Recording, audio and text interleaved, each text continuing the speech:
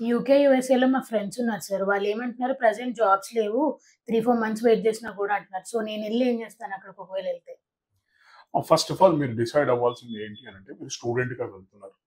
యూనివర్సిటీకి మీరు వెళ్ళినప్పుడు మీరు కరెక్ట్ టైం మీరు అక్కడికి వెళ్తే యూనివర్సిటీ వల్ల job mela or job fair లాగా మీకు అరేంజ్ చేస్తారు. పార్ట్ టైమ్ జాబ్స్ అనేది మీకు ఎగ్జాంపుల్ చెప్తాను. మీకు వెళ్ళిన తర్వాత మీకు ఒక బీఆర్‌పీ కార్డ్ ఏదైతే వస్తుందో దాంతో బ్యాంక్ అకౌంట్ ఓపెన్ చేయాలి. రెసిడెన్షియల్ అడ్రెస్, కాలేజ్ ఎన్రోల్‌మెంట్స్ ఉంటుంది. సో ఇవన్నీ అవ్వడానికే 1 మంత్ పడుతుంది.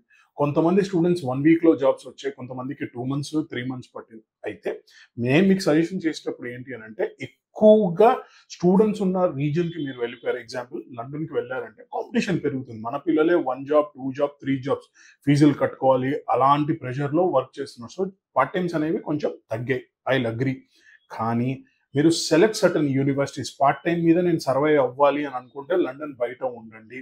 పార్ట్ టైమ్ అయినా నాకు పర్లేదు, వచ్చినా రాకపోయినా పర్లేదు అని అనుకుంటే లండన్ అనేది సెలెక్ట్ చేసుకోండి. సో మీరు ఎక్కడో ఒక దగ్గర ప్రాపర్ ప్లానింగ్ చేసుకుంటేనే మీరు సర్వైవ్ అవుతారు. 3 మంత్స్, 4 మంత్స్, 5 మంత్స్ అనేది ఏం లేదు. సో ఎవ్రీడే మీరు వెళ్ళిన తర్వాత ఏ ఏరియాకి వెళ్ళాలి? వీళ్ళందరూ ఎవరు చేస్తారు అంటే వాళ్ళ పక్కన వాళ్ళ రూమ్‌మేట్‌కో, వాళ్ళ ఫ్రెండ్స్‌నో ఏమైనా జాబ్ ఉంటే చెప్పు అని అంటారు.